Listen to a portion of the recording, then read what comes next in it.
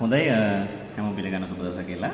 ඉතින් අද video session එකේ පළවෙනි වීඩියෝ එක පටන් ගන්නෙ මම අදට පැහැදිලි කරන්න යන්නේ අපේ E-Tech සිලබස් එකේ 12 වසරේ 6 වෙනි පාඩම වෙන ඔටෝමොබයිල් පාඩමට අදාළ දෙපහර පෙට්‍රල් එන්ජින් එකක් තමයි අද මම ඔයාලට පැහැදිලි කරලා දෙන්න යන්නේ. ඉතින් නොදන්න කරුණු තියෙනවා නම් හොඳට අහන් ඉන්න.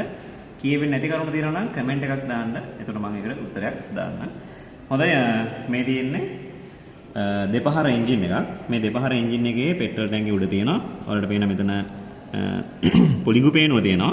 ඊට පස්සේ මේ පැත්තෙන් එයා එක ඇතුල් වෙන පැත්තේ එයා ඉන්ටේක් එක තියෙනවා. ඊට පස්සේ ඒත් එක්ක මෙතනින් කාබ්ලේටරේ බලා ගන්න පුළුවන්. ඊට පස්සේ කාබ්ලේටරේ හරහා මේ පැත්ත තමයි චූෂණ නල හමුව තියෙන්නේ. ඊට පස්සේ ඒකේ අනිත් පස තමයි පිටාර නල හමුව තියෙන්නේ.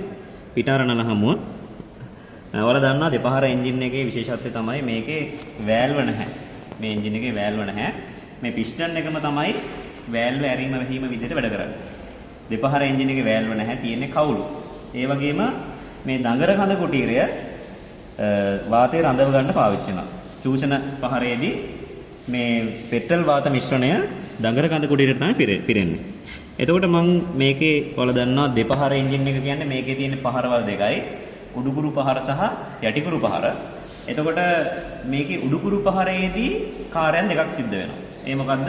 උඩුකුරු පහර යනකොට මේ උඩ තියෙන වාතය සම්පීඩනය වෙනවා වගේම මෙන්න මේ චූෂණ නලය පැත්තෙන් මේ දඟර කඳ කුටීරයට වාත පෙට්‍රල් මිශ්‍රණයක් ඇතුල් වෙනවා. ඇත්තටම කිව්වොත් වාත පෙට්‍රල් මිශ්‍රණයක් නෙවෙයි. වාතය පෙට්‍රල් සහ 2T කියන තුනම අදාළ වෙච්ච මිශ්‍රණයක් තමයි මේ දඟර කඳ කුටීරයට පිරෙන්නේ. එතකොට උඩුකුරු පහරේදී සම්පීඩනයක් දඟර කඳ කුටීරයට පෙට්‍රල් වාත 2T මිශ්‍රණය ඇතුල් වීම මේකෙදි සිද්ධ වෙනවා. ඊට පස්සේ යටිකුරු පහර ගමන්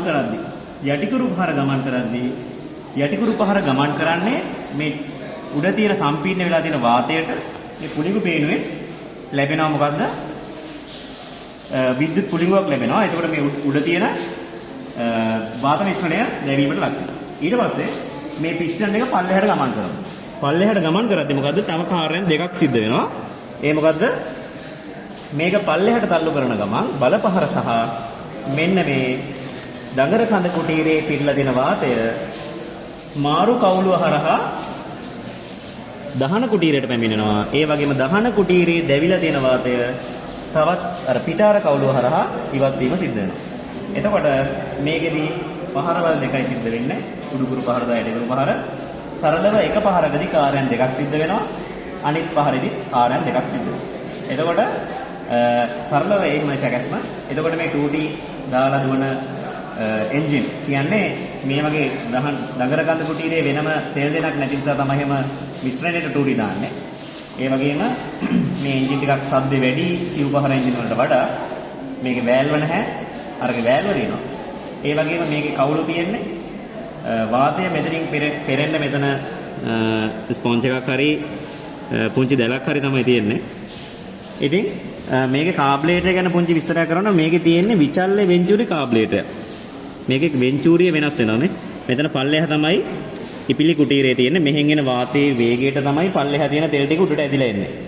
මේකේ වාතය ගමන් කරන වේගයට තමයි මේ පල්ලෙහා තියෙන තෙල් ටික උඩට ඇදිලා එන්නේ. ඒ වගේම මේ වෙන්චුරියේ ප්‍රමාණය වෙනස් වෙනවා මේකෙන් මේ. ඒක තමයි ඇස්ලේටරේ විදියට ඇස්ලේටරේ අවකර කපාටේ අපි ඇස්ලේට් කරද්දී මේක තමයි වැඩ කරන්නේ. හොඳයි 2D දාලා දුවන මේ 2 stroke engine එක කතාව එහෙමයි. මොනවා හරි මගෙන් කියවෙච්ච නැති දේවල් තියෙනවා කමෙන්ට් එකක් දාන්න මම ඒකට උත්තර දෙන්නම්. පළවෙනි වීඩියෝ නිසා ඔයාලට සද්ද සම්බන්ධ පොඩි ප්‍රශ්න ඇති වෙන්නේ නැති. මම ඊළඟ වීඩියෝ දැන් ඒ අඩුපාඩු හදාගෙන අර ගුණාත්මක වීඩියෝ එකක් අරන් එන්න. එහෙනම් කමෙන්ට් එකක් දාන්න, ෂෙයා කරන්න. ඔයාලට සුබ දවසක්.